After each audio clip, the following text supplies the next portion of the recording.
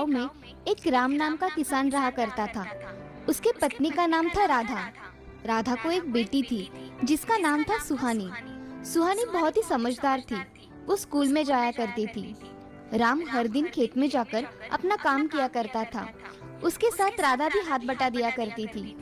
उससे राम को बहुत मदद हो जाती थी। एक दिन राम को अच्छा नहीं लग रहा था। तब राधा राम से, अजय, आपको अच्छा नहीं लग रहा है तो आप थोड़ा आराम कर लीजिए। राधा, मैं आज सोच रहा हूँ घर पर रहकर ही आराम कर लूँ। हाँ, आप ऐसा ही कीजिए। मैं खेत में जाकर देखती हूँ।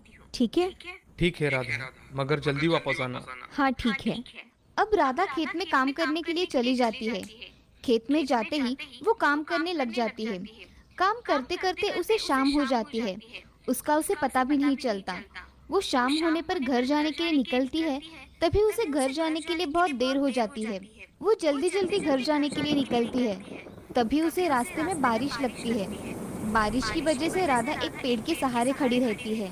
वो तेज बारिश में पूरी तरह से भीग जाती है। बहुत देर होने के बाद भी बारिश कम होने का नाम ही नहीं लेती। इसीलिए राधा घर जाने के लिए निकलती है। तभी उसे रास्ते में जाते जाते पैर को कुछ काट लेता है। उसे वक्त ही नहीं मिलता कि उसे किसने काटा है ये देखने के लिए। वो जल्दी जल्दी में घर पहुंच जाती है और घर जाकर अपने कपड़े बदलकर खाना बनाने के लिए लगती है। तभी सुहानी उसके पास आकर उसे कहती है, माँ, तुम्हारे पैर में क्या हुआ है? देखो, उस पर कितनी सूजन आई हुई है। अरे हाँ, खेत से जल्दी जल्दी आते समय पैर को किसी कीड़े ने काटा होगा। कल तक अच्छा हो जाएगा। चलो, हम खाना खाते हैं। राधा खाना लेकर आती है और सभी खाना खाने बैठ जाते हैं। तभी राम राधा से, राधा, खेत में जाती हो तो थोड़ा जल्दी आया करो। आज देखो, देर हो जाने की वजह से बारिश में भीग गई ना। हाँ जी, कल से घर जल्दी आऊंगी। ऐसा बोलकर वो सब खाना खा लेते हैं और खाना खाकर सभी सो जाते हैं। राधा अगले दिन सुबह जब उठती है तब वो देखती है कि उसका पैर अब बहुत सूज गया था और उसे उसके पैर से उठा भी नहीं जा रहा था। उसे कुछ समझ में ही नहीं आ रहा था कि ये सब क्या हो रहा है। जब वो सुबह नहीं उठी तो राम उसे देखता है तो वो उठी हुई बिस्तर पर पड़ी हुई थी। उसे देख राम राधा से, राधा, आज उठना नहीं है क्या? सुबह हो गई है। अजय, मुझसे ये पैर हिलाया ही नहीं जा रहा। मैं क्या करूं? मैं कब से उठकर बैठी हूँ मगर उठ नहीं पा रही हूँ। अरे कुछ नहीं, तुम आराम करो, थोड़ी देर ठीक हो जाएगा। अजय, ये पैर अंदर से बहुत दर्द कर रहा है। मुझे कुछ समझ में नहीं आ रहा है।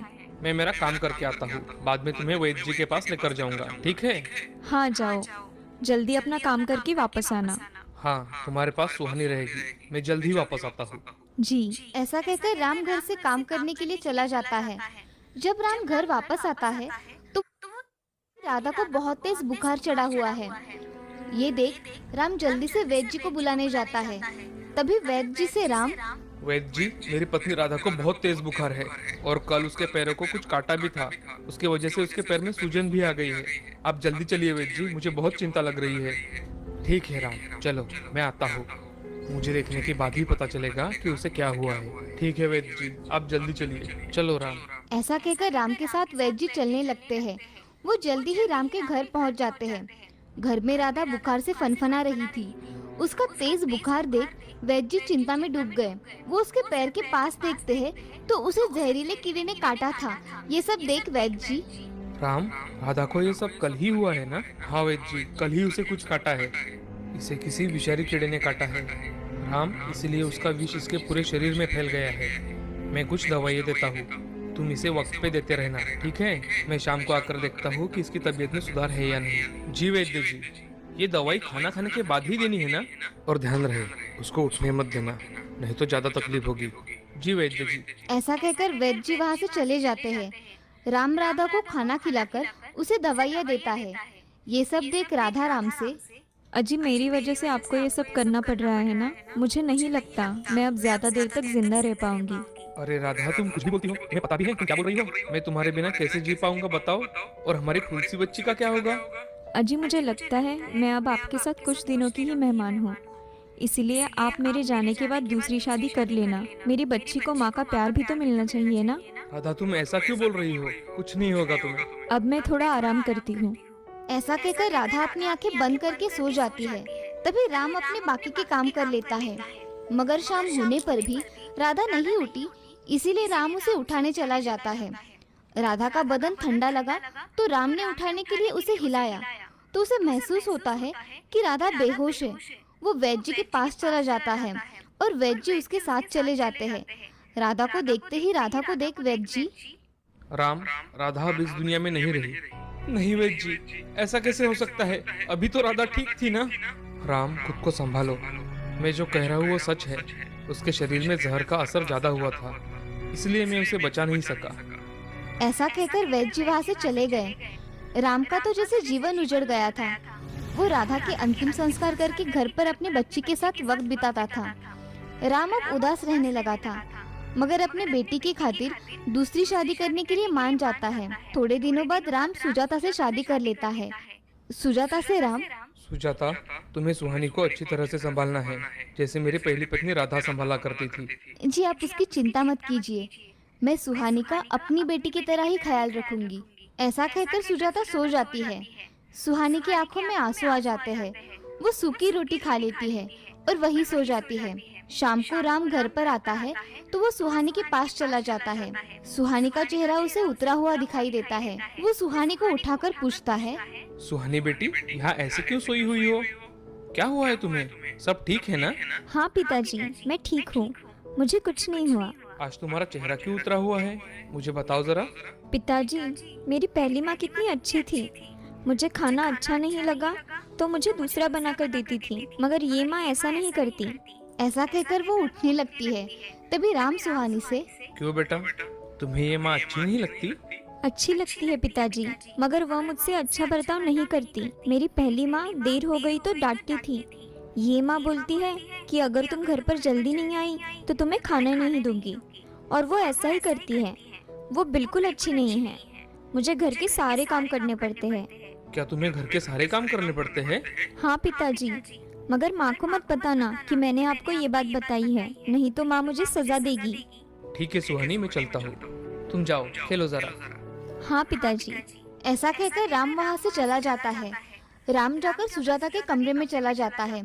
सुजाता कमरे में आराम कर रही थी। तभी राम सुजाता से, सुजाता, मैंने तुमसे कहा था ना कि सुहानी को कुछ तकलीफ नहीं होनी चाहिए, फिर भी तुम मुझसे बुरा बर्ताव कर रही हो। जी आपको किसने बताया कि मैं उसके साथ बुरा बर्ताव करती हूँ? मुझे किसी ने कुछ बताने की जरूरत नहीं है, दिखता है मुझे, समझी? उसके साथ अच्छा व्यवहार किया करो। जी मैं उससे अच्छा बर्ताव करती हूँ, आपको गलतफहमी हो गई है। मुझे कोई गलतफहमी नहीं हुई है, तुम्हें हुई है, समझी? आज से तुम उसके साथ अच्छा बर्ताव करोगी, समझी? ठीक है। ऐसा कहकर सुजाता चुप हो जाती है और मन में ठान लेती है कि मैंने अगर तुम्हें मजा ना चखाया तो मेरा नाम भी सुजाता नहीं, समझी? ऐसा कहकर वो काम करने में लग जाती है। वो सुहानी से बहुत सारे काम करवाया करती थी। अब की बार अगर उससे कोई गलती हो जाती थी तो उसकी उसे सजा मिला करती थी। एक दिन सुजाता किचन में काम कर रही थी, तभी उसके हाथ से तेल की कढ़ाई गिर जाती है। सुजाता सुहानी की ओर देखती है तो सुहानी के पैर पर तेल पड़ा था।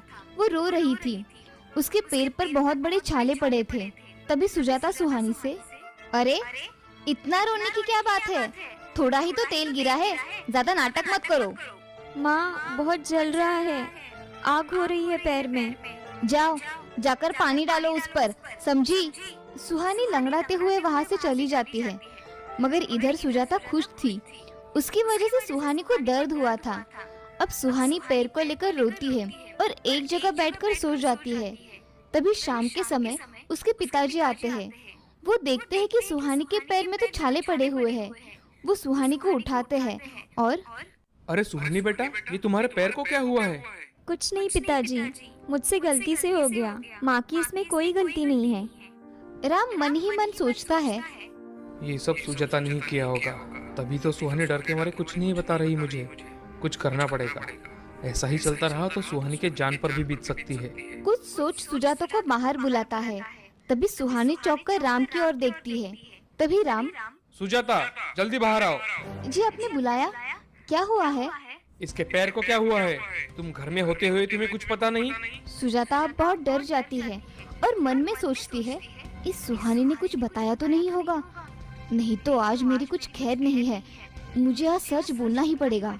अजी, मेरे हाथ से गरम तेल की कढ़ाई गिर गई थी और सुहानी तभी वहाँ ही थी, उसके पैर पर जाके गिरी। इसमें मैंने कुछ जानबूझकर नहीं किया, गलती से हो गया। सच कह रही हो? अगर ये झूठ निकला ना तो तुम्हें मैं हमेशा के लिए तुम्हारे मायके भेज दूंगा, समझी? सुजाता ये सब सुन बहुत डर जाती है और उसे महसूस होता है कि वो कितनी गलत थी। और सुजाता कहती है, मैं अंधी हो गई थी, मैंने अपनी ही बेटी को ठेस पहुंचाई।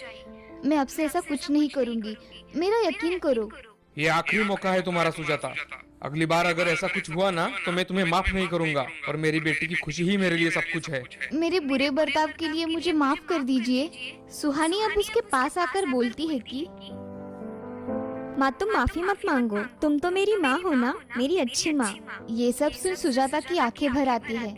वो सुहानी को गले लगा लेती है। अब राम भी ये सब देख बहुत खुश हो जाता है। अब वो तीनों खुश